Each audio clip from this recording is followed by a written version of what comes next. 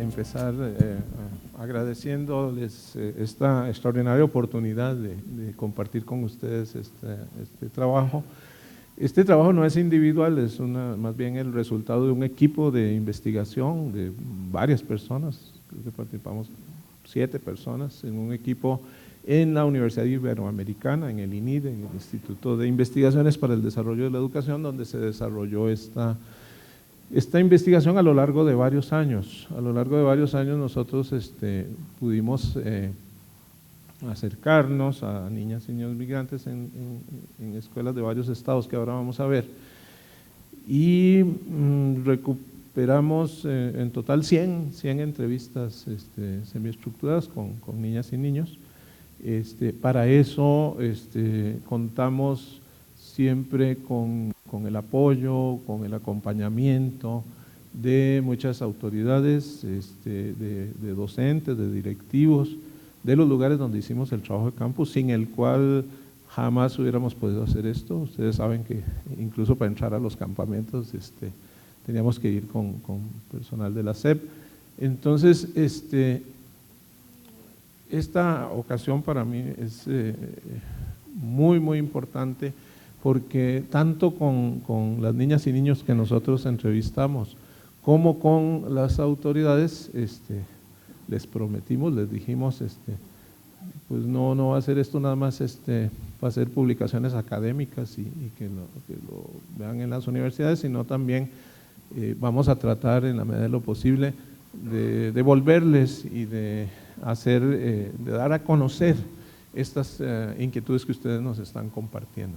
Lo que trataríamos de hacer ahora es dar a conocer, bueno, por lo menos lo que nos contaron las niñas y niños migrantes, o sea, como la otra visión, la visión desde los usuarios, que tratamos de alguna forma ser lo más fiel a lo que nos dijeron y de transmitirlo a ustedes. Entonces, bueno, yo básicamente trataré de ser un vocero, o sea, más que un autor que hace un libro, sino más bien para canalizar ese tipo de voces que hemos recopilado. Y entonces, bueno, eso es un poco el contexto de este trabajo. Y voy a dónde debo apuntar, aquí es donde está ya, perdón, es que tarda. Ahí. Bueno, este trabajo parte de esta idea de que podemos aprender mucho de estos relatos de vida de niñas y niños migrantes, pues quienes conocen de primera mano los programas educativos que en su momento los atendieron. En algunos casos estaban ellos cursando, en otros ya habían pasado por el sistema. Ya,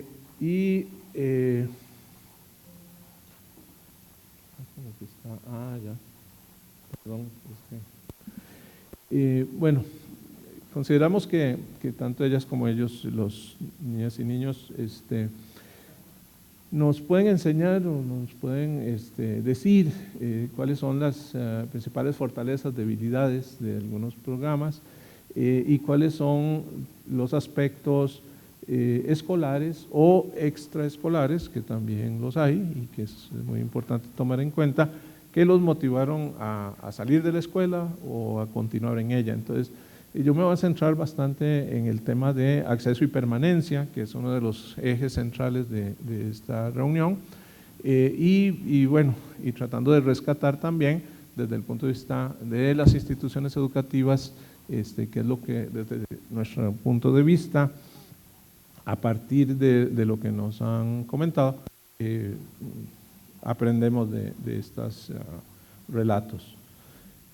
Bueno, aquí recuperamos una cuestión conceptual, nada más de concepto de calidad educativa de Farrell, que supone que existan 3 igualdades fundamentales: la igualdad de acceso, esto es que las personas tengan acceso al sistema escolar con independencia de su origen social o de su condición cultural o económica de su familia, que haya igualdad de supervivencia escolar, o sea que una vez que accedan permanezcan en el sistema hasta concluir, en este caso al menos la educación básica, y la igualdad de logro, o sea, que las personas que asisten a esas escuelas tengan las mismas posibilidades de aprender conocimientos equivalentes, digamos, a los que tendrían otras niñas y niños en un nivel similar en otras modalidades educativas. En el caso de las niñas y niños, ¿qué les cuento? Ustedes saben mejor que yo todo esto porque lo viven cotidianamente. Hay un bajo acceso a la educación formal, los datos son muy fuertes, se sabe que el 80% básicamente no tienen acceso a la educación. De los que acceden, pocos permanecen hasta el final, hasta terminar. Y de los pocos que acceden y permanecen, también hay problemas en cuanto a los niveles de aprendizaje. Hay varias investigaciones que se citan en este trabajo y todo, que ya ustedes podrán ver el detalle, pero digamos, eso es la situación a grandes rasgos que viven. Entonces, como saben, y esto no es nuevo, las niñas y niños migrantes viven un serio problema de falta de equidad educativa.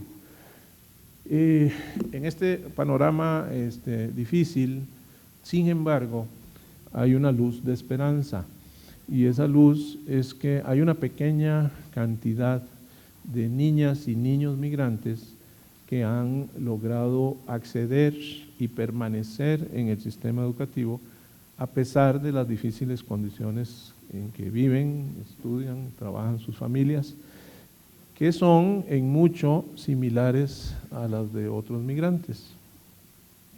Esto nos llevó a plantear el problema de investigación que asumimos en este trabajo. O sea, nosotros nos preguntamos, bueno, a ver, si todos y todas las niñas migrantes viven en esas condiciones, ¿cómo se explica que haya algunos que siendo hijas e hijos de jornaleros agrícolas migrantes sí logran acceder y sí logran permanecer en el sistema escolar hasta completar su educación básica, cuando la mayoría no lo logra? Entonces nos decidimos enfocarnos mucho en esta población, pero a su vez nos parecía que era importante que enfocarnos en esta población, porque esta es la población que está haciendo lo que desearíamos que ocurra con todos los migrantes. Pero nos pareció importante también llevar el comparativo con el resto de los migrantes que tienen, digamos, la trayectoria típica, o sea que sabemos que lamentablemente es de deserción temprana. Entonces, básicamente, en este caso utilizamos una metodología cualitativa, nos enfocamos en relatos de vida, en 3 itinerarios que nos parecía que era importante: el migratorio, el laboral y el educativo. O sea, estábamos muy enfocados, claro, en la trayectoria educativa, pero nos parecía que no era posible entender bien lo que pasaba en la trayectoria educativa sin entender también qué estaba pasando simultáneamente en el ámbito laboral y en el ámbito migratorio, que están muy entrelazados, como vamos a ver, de unas formas que a veces nos sorprendieron, la verdad, y quizá podemos ver algunos ejemplos. En este caso, bueno, de las 100 entrevistas, como no podíamos analizarlas todas porque eran muchas, seleccionamos 32 entrevistas, todas las que teníamos, eso sí, de niñas y niños con problemas de acceso y permanencia, porque como nos habíamos centrado más en los que sí terminaban, teníamos mucho más casos de esos, pero nos enfocamos a analizar estos 2 grupos y hacer un análisis comparativo. Decíamos, bueno, ¿qué pasa? ¿Por qué unos sí terminan y por qué otros no terminan? La primera idea que nos surgió, pues capaz que los que terminan es porque no son migrantes, o sea que están en escuelas para migrantes, pero no son, pero no, para nuestra sorpresa, sí eran migrantes, y muchos migrantes pendulares. Es más, encontramos migrantes golondrina, Y dice, pero ¿cómo? Si esto es en esas condiciones tan difíciles, y siguieron y estaban cursando el tercer grado de secundaria al momento de la entrevista. Los lugares donde realizamos el trabajo de campo son estos que están marcados en Baja California, en Sinaloa y en Sonora, también en el Estado de México, en Hidalgo y en Morelos. La selección de esos lugares no fue aleatoria, sino que por estudios anteriores, y ustedes lo saben también mejor que yo, las condiciones de los migrantes son totalmente distintas cuando trabajan para grandes productores que cuando trabajan para pequeños. Entonces, decíamos, si nos enfocamos solo, por ejemplo, en Sinaloa o qué sé yo, vamos a tener la visión de los que trabajan para grandes empresas, pero queríamos tener las dos visiones, o sea, qué pasa en esas condiciones y qué pasa donde las condiciones son más difíciles todavía, que es cuando los migrantes trabajan para pequeños productores. Entonces, esa es la distribución, por eso se hizo en esos estados.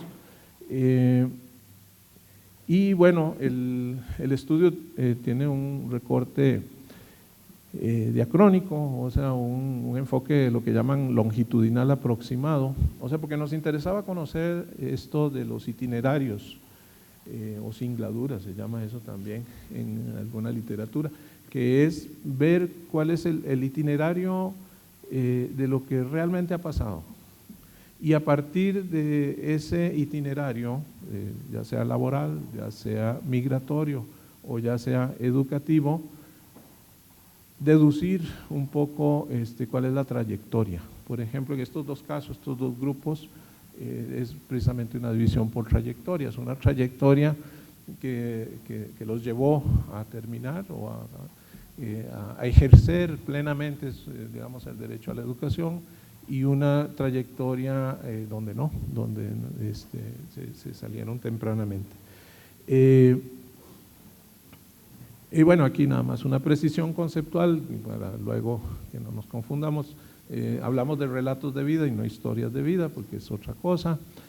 Hablamos de itinerarios, que son diferentes a las trayectorias, pero bueno, es nada más una pequeña precisión conceptual de carácter metodológico.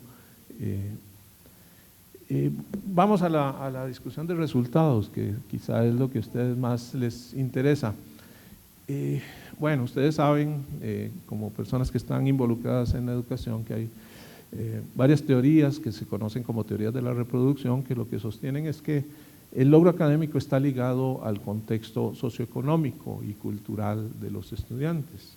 Entonces, bueno, la primera hipótesis que dijimos, bueno, si estos señores están en lo correcto, posiblemente los que terminan y los que no terminan están en condiciones, en contextos muy distintos.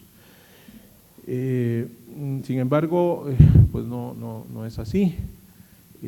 Las personas entrevistadas provenían de contextos socioeconómicos y culturales muy similares.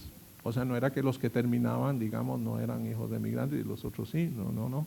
O sea, todos estaban viviendo en los campamentos, iban a las escuelas, etcétera. Las familias por lo general eran ustedes conocen también, de adultos con bajos niveles de escolaridad, bajos ingresos, en condiciones de pobreza. Entonces, las condiciones del contexto socioeconómico de los dos grupos de alumnos eran muy parecidas, digamos.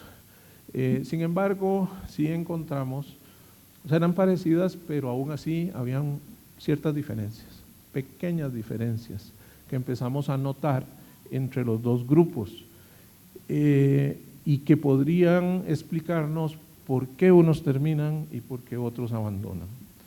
En los casos estudiados, la reproducción de la desigualdad educativa nos pareció que se explicaba más bien por un mecanismo que encontró Robert Merton en sus estudios hace muchos años, más de 50 años, y que, bueno, ustedes saben que en educación se conoce como el efecto Mateo, el mecanismo de las ventajas y desventajas que se van acumulando. ¿Qué es lo que plantea Merton con esto? Pues lo que dice Merton es que en ausencia de una intervención externa que cambie las cosas, hay pequeñas diferencias en la distribución inicial de un bien o de un valor social que operan como ventajas o desventajas, que cuando se deja pasar el tiempo se van acumulando y van haciendo que se amplíen las brechas.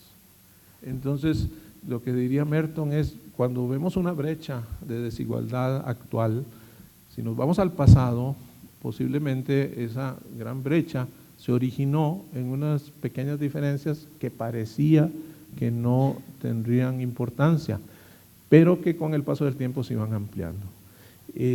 Algo así nos pareció que ocurría en el caso de las niñas y niños migrantes. ¿Y cuáles serían esas ventajas o desventajas que eran relevantes para el tema de la permanencia o el abandono escolar? Bueno, en primer lugar, encontramos que había pequeñas diferencias económicas. Los que concluían provenían de familias con un ingreso ligeramente mayor al observado en hogares donde las niñas y niños abandonan. No era una gran diferencia, no es una diferencia entre ricos y pobres, o sea, no es que los que seguían eran ricos y los otros pobres, no. Los dos están en condiciones parecidas, pero esa pequeña diferencia, por ejemplo, en la composición de las familias, donde había, por ejemplo, varios perceptores, entonces hacía que las familias se dieran el lujo, digamos, de decirle, sobre todo a los hijos menores, salud, no, tú no ve a trabajar, o sea, tú dedícate a estudiar, o sea, no necesitamos que tú trabajes. ¿Por qué? Porque tus hermanos están trabajando, porque el ingreso familiar pues ya más o menos se redondea y podemos permitirnos eso, a diferencia de los hogares donde abandonaban, donde estaba mucho más ajustado, donde la cantidad de perceptores era menor y donde era más difícil para ellos esto de poder que uno de sus miembros se dedicara exclusivamente al estudio. Otra pequeña diferencia que encontramos es el clima educativo del lugar, ligeramente más alto en los lugares de migrantes que concluyeron la educación básica. Y ahí, bueno, nos surgió una hipótesis que no pudimos comprobar, que sería muy interesante que ustedes que conocen y todo se viera. Los padres de estos niños que vamos a ver ahora, los impulsaban muchísimo a seguir en la escuela y ellos habían sido migrantes. Nos pareció que estas personas eran adultos que en su momento se beneficiaron de los programas para educación a migrantes como el PRONIM. Habría que ver, ya después no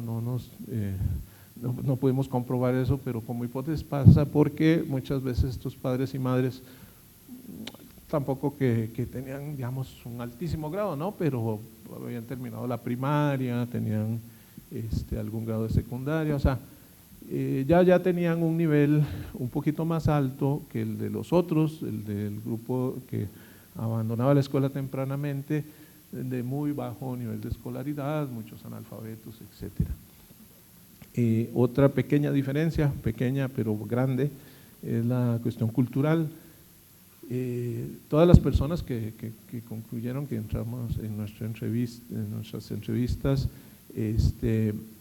dominaban el castellano desde muy temprana edad, a diferencia de los que estaban en condición de rezago educativo, que eran monolingües o tenían muy poco dominio del español.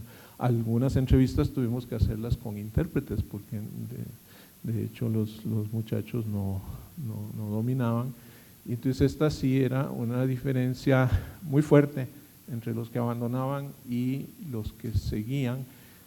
Por supuesto no es el caso de la mayoría que abandonan, ustedes saben que bueno, se ha ido perdiendo esta condición y cada vez es menor el grupo de niñas y niños que están en esta condición, pero en el caso nuestro sí surgió como una diferencia muy importante. Ahora, lo que podemos analizar a partir de lo que ellos nos cuentan, nos permitieron identificar una serie de factores que nos parece que inciden en la permanencia de niñas y niños migrantes ya sea en la permanencia o en el abandono escolar, que son esos cuatro. Esto que decíamos, el apoyo de la familia, que es un aspecto que nos pareció fundamental realmente, que eso, bueno, ustedes dirán, bueno, eso no está en el ámbito de la escuela, sí, pero, o sea, nosotros tratamos de ver el panorama en general, tanto las cuestiones escolares como extraescolares, pero nos da pistas de que, bueno, si trabajáramos tal vez un poquito con los padres y los involucráramos o les diéramos algunas pistas de cómo apoyar a sus hijos, eso sería muy bueno. Los itinerarios migratorios estables fue otro factor que nos pareció. Hay muchos tipos de migración, entonces vimos es que no es lo mismo una que otra, ahora vamos a verlo más en detalle. Itinerarios laborales compatibles con la asistencia escolar y las características de la oferta educativa. Vamos a ver más o menos cada uno de estos porque me parece que es muy importante. Bueno, en cuanto al apoyo de la familia, por lo menos identificamos tres tipos de apoyo que son fundamentales. El económico, que se expresa en el apoyo para compra de útiles, de uniformes, etcétera. Una cosa que es fundamental, que es esto de eximir al alumno de que se dedique a trabajar a tiempo completo y que por lo tanto libere el tiempo suficiente para ir a la escuela. Y a veces incluso decisiones de padres y madres que decidían dónde viajar o dónde emigrar en función de las posibilidades de educación de sus hijos. O sea, en este caso, una cosa que nos parecía es que la educación para estas familias era fundamental, era importante y preferían privarse de otras cosas, de otros gastos, lo que sea, con tal de darle a sus hijos las condiciones necesarias para que estudiaran. El apoyo moral, esta frase que salía mucho, de échale ganas, incluso de ponerse los padres como ejemplo negativo, mírame a mí que yo por no estudiar lo que me pasa, tú sí vas a salir adelante, etcétera. Y bueno, a veces la presión hasta abierta, digamos, de los padres de familia para que estudiaran, ¿no? Estaba entrevistando yo a alguien en Hidalgo, por cierto, me acuerdo, y era de los que había terminado, y le pregunté, ¿a ti siempre te gustó estudiar? Y me dice, ¿y quién dice que a mí me gustó estudiar? A mí no me gustaba. Le digo, pero desde toda la escuela terminaste. Y me dice, no, pues es que eso era por presión de mi papá, ¿no? Que me presionaba y me decía, no, tú tienes que ir a la escuela y tienes que… Pero a mí no me gustaba. Pero bueno, interesante en ese caso que creo que a muchos igual nos pasó de niños, pues si le hubieran a uno dado la opción entre ir a la escuela y ir a jugar, yo hubiera preferido ir a jugar. Había, pero eso que se traducía, digamos, en un cierto apoyo de tipo moral, y también esta parte del apoyo intelectual, que muchas veces no era directamente de los padres, pero sí de la familia, que tenían una hermana, un hermano que había estudiado. Eso es una cuestión también interesante, que el fenómeno de la permanencia no era un fenómeno individual, sino también familiar, donde entrevistábamos a alguien, por lo general sus hermanos mayores, etcétera, también habían tenido trayectorias parecidas, o sea, entonces ya ellos les ayudaban en la tarea, etcétera. Entonces había ese apoyo de la familia que parecía muy, muy importante. La cuestión de los itinerarios migratorios, esto es fundamental, porque como decíamos, es que todos son migrantes, sí, pero depende cómo migres. Hay patrones migratorios muy irregulares, donde iban a un lugar y después iban a otro y regresaban. etcétera, y entonces eso causaba mucha inestabilidad. Pero encontramos patrones migratorios estables. Que decimos ahí al inicio, unos que permanecían asentados el niño, aunque la familia migrara. O sea, la familia iba en busca de trabajo, pero tú te quedas aquí con tu abuelita o con tu tía porque tienes que ir a la escuela. Entonces el niño seguía en un solo lugar, aunque su familia estuviera en diferentes lugares. Esa era una situación que encontramos en algunos relatos. El otro patrón migratorio que favorece la asistencia a la escuela, curiosamente para mí por lo menos, que fue sorpresivo, era que algunos tenían patrones pendulares, pero con patrones muy regulares de desplazamiento tanto en tiempo como en espacio. O sea, ellos le decían a uno, no, es que mi familia hace 10 años que está viniendo aquí a Sinaloa y siempre venimos al mismo campamento, siempre son los mismos meses, nosotros ya sabemos, si a mí me preguntan en dónde vas a estar en tal mes, voy a estar en mi lugar de origen o voy a estar acá, ya los maestros saben, ya hemos ido varias veces, ya tenemos todo arreglado porque es un patrón migratorio muy regular. Y para mi sorpresa también encontramos migrantes golondrinos, estos que no tienen un lugar al cual regresar, sino que migran de un estado a otro, pero ahí la cuestión es el tiempo también, que permanecían más de un año o más en un mismo lugar, y entonces eso permitía que niñas y niños fueran a la escuela. Aquí ponemos algunos ejemplos de cómo reconstruimos esos itinerarios migratorios. Este es el caso que decíamos, bueno, un estudiante de este campamento, Leopoldo Linares, en Morelos, que permanecía en el lugar, en Morelos, mientras, ustedes pueden ver abajo el estado de residencia, los lugares donde su familia migraba. Estuvieron en Guerrero, en Hidalgo, en Sinaloa, etcétera. Tenían un patrón migratorio con alta movilidad. Lo que está arriba es la edad del niño. Entonces en este caso, aunque su familia andaba de un lugar a otro, él permaneció en Morelos y él se mantuvo estudiando. Entonces esa es una situación. Esta es otra situación de un patrón migratorio pendular, de un estudiante que vivía entre mayo y agosto en Oaxaca, y entre septiembre de un año y abril del año siguiente estaba en Sinaloa. Entonces en este caso es esto que decíamos, esto lo repetían año tras año, entonces un patrón migratorio muy regular y muy estable, a pesar de vivir en dos estados diferentes. Permitía que prever y planear, etcétera, y de hecho estudiaba en los dos lugares, o sea, eso bien interesante.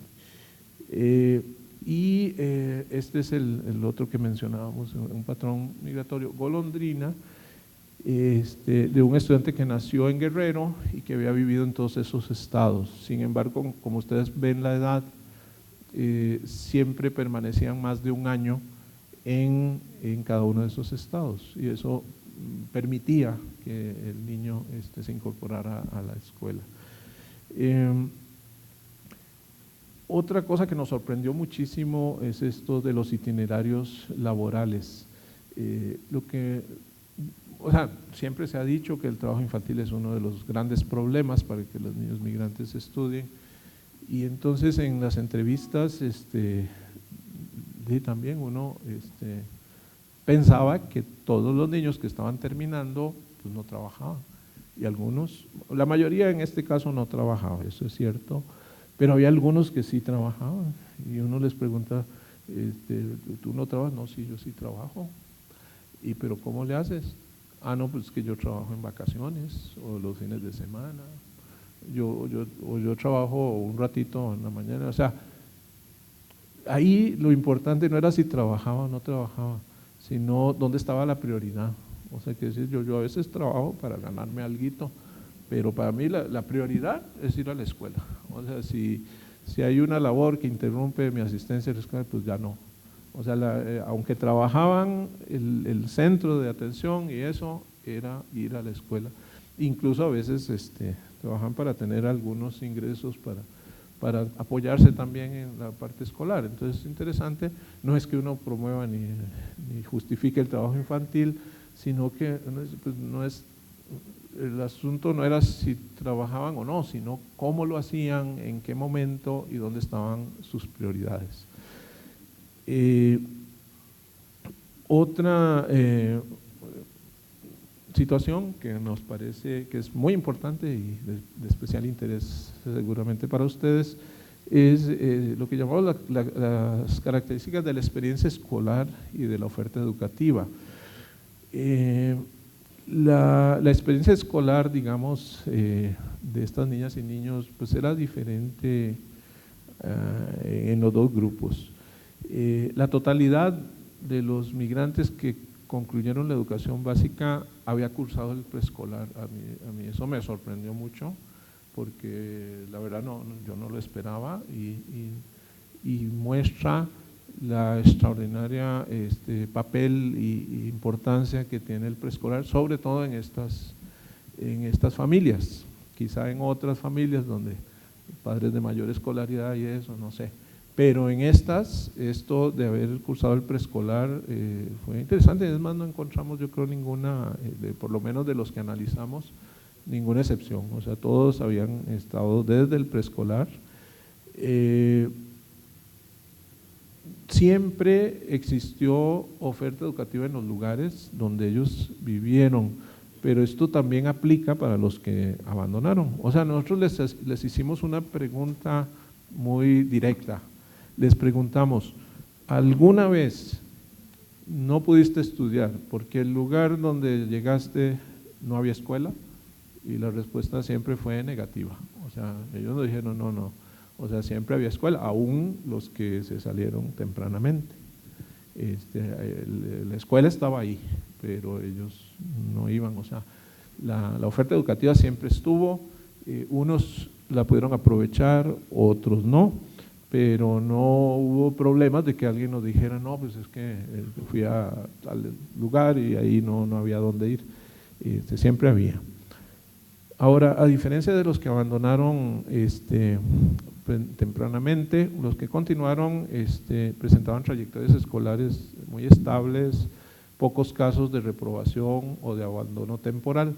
Sí se daban casos que nos narraban de que se salieron de la escuela un año porque se murió el abuelito y entonces con la familia fueron allá y ya cuando regresaron ya era tarde, pero luego se incorporaban.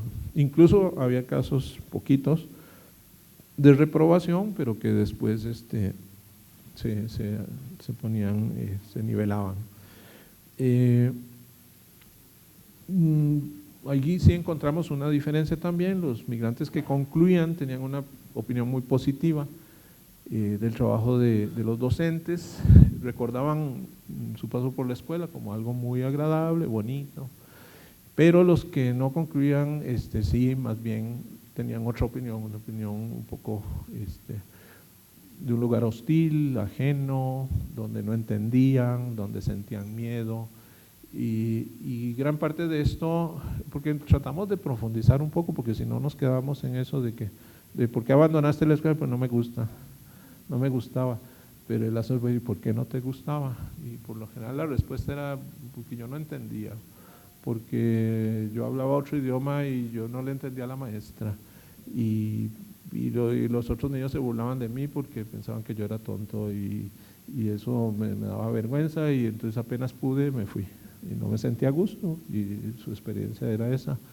Entonces, porque no es solo pues, si le gusta o no le gusta, no es una cuestión de gusto, el asunto es por qué y cómo te sientes. Y entonces había muchas narraciones en este sentido.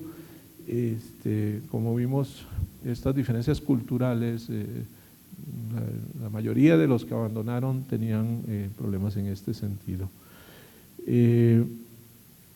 Las características de la oferta educativa nos parecieron que eran fundamentales, muy, muy importantes en este grupo que siguió estudiando.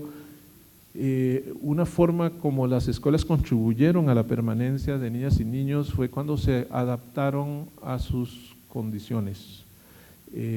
Cuando incluso algunos que, como decíamos, incluso trabajaban, a mí me llamó mucho la atención una niña que entrevisté en Morelos, que estaba terminando, y también surgió el tema de que si trabajaba o no, y me dice, no, sí, yo trabajo.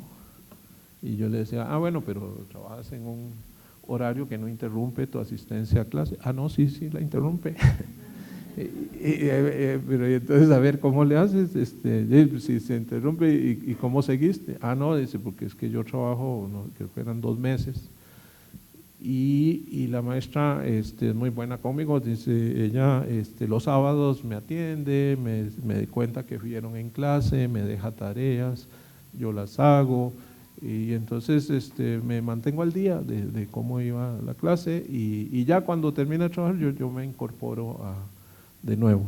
Entonces esta flexibilidad de las escuelas y de los docentes de entender que estas niñas y niños tienen unas condiciones particulares que no tienen otros, y no aplicarles el reglamento, no, ya tú faltaste tantos días, ya no puedes seguir. Esta comprensión es fundamental, y que mira qué interesante, porque a pesar de que tenía que trabajar y a pesar de que tenía que retirarse, pudo seguir estudiando precisamente gracias a esa flexibilidad. Esa flexibilidad era importante también en todas estas escuelas donde los niños están unos meses, del año en un lugar y después están en otro, porque bueno, ustedes saben que ellos entran y salen en diferentes fechas, a veces estudian en sus comunidades de origen. Está todo el tema de la acreditación y de cómo te fue allá y las calificaciones, y esta parte es fundamental, y como vimos en el caso de migrantes pendulares regulares, eso fue posible, y se daba que los niños estaban unos meses en una escuela y otros en otra, y debido a la flexibilidad y al apoyo que tuvieron de maestros y directivos en ambos lugares, eso permitió que ellos siguieran estudiando hasta terminar. Bueno, ya casi para ir concluyendo, ahí nos pareció, a partir de todos estos relatos y de lo que veíamos, que hay varios supuestos implícitos que tiene todo sistema escolar, ¿no? O sea, todos lo tienen, no se explicitan porque se parece como obvios, pero que nos parece que hacía una diferencia fundamental entre los que terminaban y los que abandonaban tempranamente.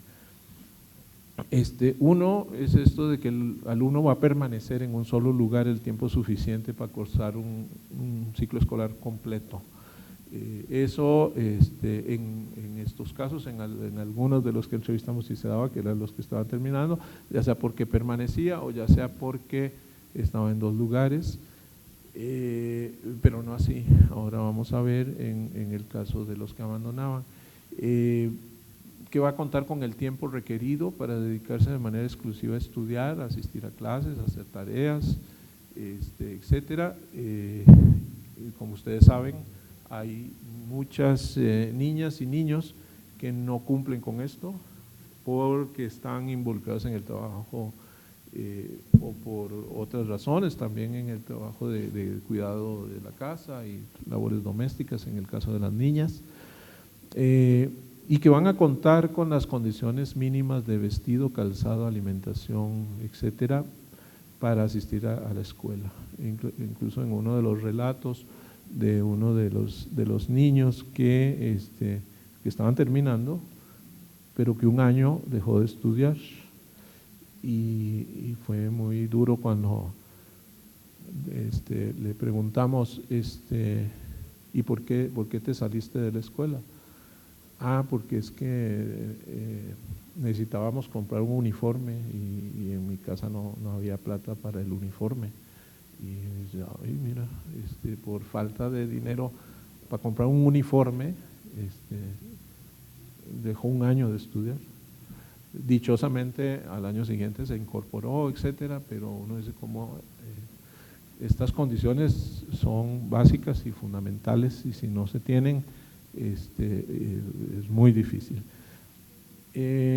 Y otro supuesto que nos parece que es muy importante es esto de que tanto el personal docente como alumnas y alumnos van a poder comunicarse, van a entender qué es lo que le están diciendo, la enseñanza es un ejercicio de comunicación, y si ese ejercicio está roto, ya porque no,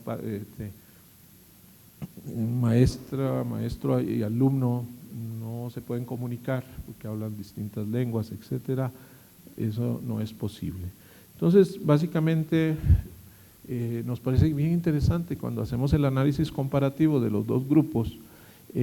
Los que permanecieron sí cumplían con esos supuestos, permanecían en un solo lugar para cursar un año escolar completo, o asistían en 2 estados, pero podían completar los ciclos, contaban con el tiempo necesario para asistir a clases, etcétera, para realizar labores, porque o no estaban incorporados al trabajo, o lo hacían en una forma que era compatible con su asistencia en la escuela. Contaban con estas condiciones mínimas de vestido, alimentación, útiles, etcétera, debido en gran parte al apoyo de sus familias. En algunos casos siempre les preguntamos si tenían beca, varios tenían beca, claro, la beca ayudaba. ¿Cómo decir? Cuando había la determinación de que el niño estudiara, la beca era un gran apoyo. Cuando no era así, no necesariamente, pero sí, sí ellos reconocían, pues sí, claro, sí hay un apoyo y nos ha servido muchísimo. Y se comunicaban con el personal docente. Todos estos que terminaban dominaban el español desde muy chiquitos, venían de familias hispanohablantes, o en algunos casos que vimos, venían de familias indígenas, hasta monolingües, pero que hicieron un esfuerzo desde temprana edad para que la niña o el niño aprendiera el español, porque sabían que iba a ser muy importante para la escuela. Y por las dificultades que ustedes saben que hay para los migrantes de enseñarles en su propio idioma, porque no es igual cuando tienes concentrado a un grupo de 20, 25 niños que todos hablan la misma lengua, a lo que pasa con los migrantes, donde hay un aula donde se hablan 10 o más lenguas, y además que puede cambiar la semana entrante porque entran y salen. O sea, eso es una situación muy particular que es muy específica de los migrantes. En el caso de los que abandonaban la escuela, no cumplían con esto, evidentemente cambiaban de domicilio, siguiendo los movimientos migratorios de sus familias, muy inestables, se iban. No contaban con el tiempo suficiente para asistir a clases, estaban involucrados en el trabajo infantil o en las labores de cuidado y de labores domésticas en el caso de las niñas. No contaban con condiciones mínimas de vestido, alimentación, útiles, etcétera. Y en algunos casos, no todos, pero en algunos casos, en el caso de los monolingües, o de los que tenían dificultades para entender el español, pues había ese problema de comunicación muy fuerte, que si no se trabaja con ellos, pues no hay ninguna posibilidad de que tengan éxito en la escuela. Y bueno, ya para concluir, bueno, de todo esto a nosotros nos pareció que tanto niñas y niños migrantes tienen características y necesidades que son distintas a la mayoría de alumnas y alumnos que asisten al sistema educativo nacional.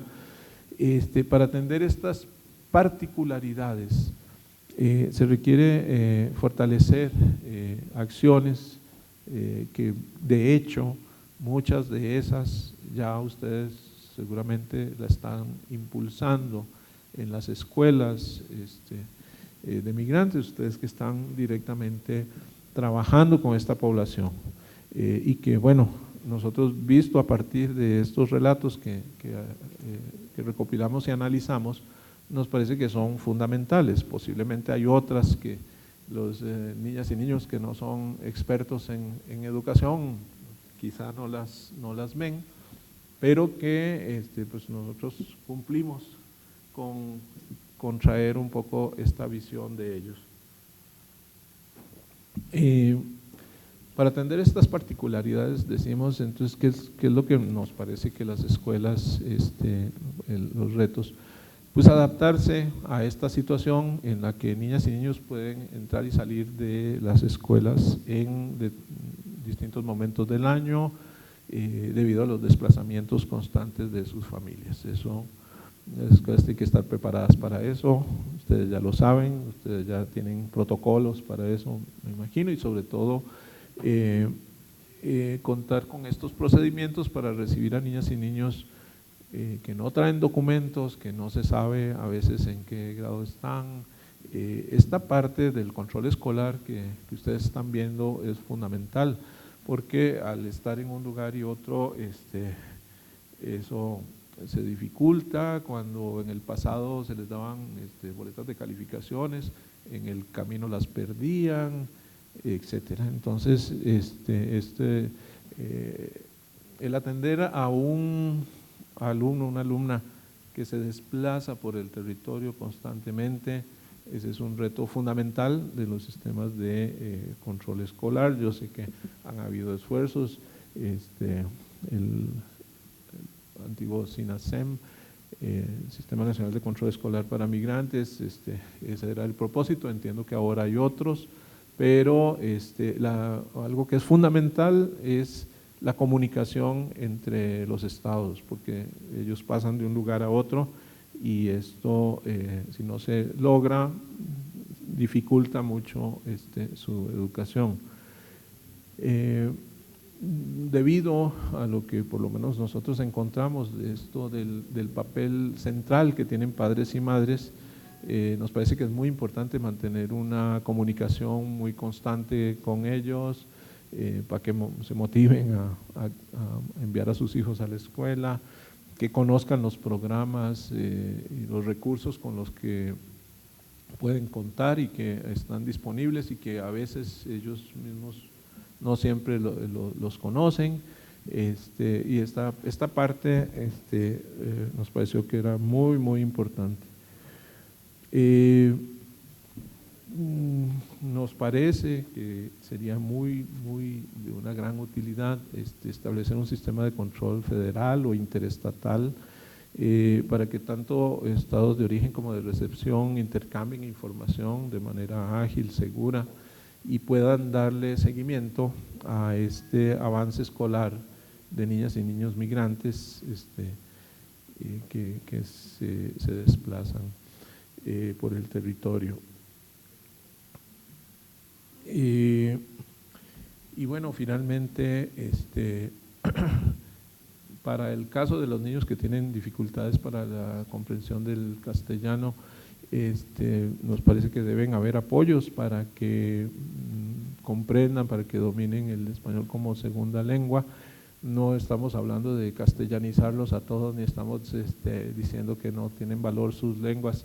O sea, el asunto es que lo que debemos de garantizar de alguna forma es que haya comunicación entre maestro y alumno.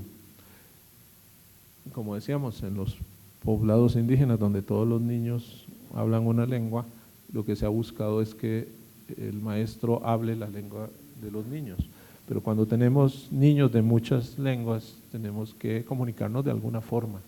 Y si no lo hacemos, pasa lo que nosotros observamos. El niño no entiende, no sabe ni qué le preguntan, y apenas puede se va, porque no se siente a gusto, no está aprendiendo nada, etcétera.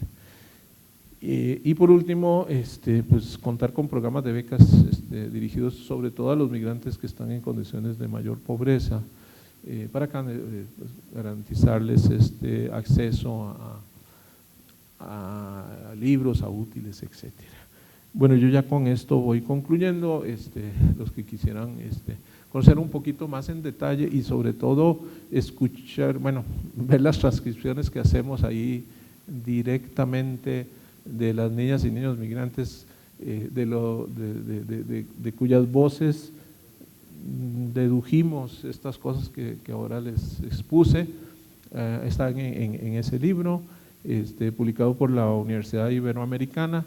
Es un libro que salió solo de manera digital y es de distribución gratuita, así que ustedes ahí en la página de la Ibero lo pueden bajar, distribuir sin ningún problema. Es una forma en que la universidad entiende su compromiso con estos temas de la equidad educativa y les agradezco de nuevo esta gran oportunidad de hablar con ustedes, que son los expertos en estos temas, y espero que sirva algo un poco la investigación que hicimos. Muchas gracias.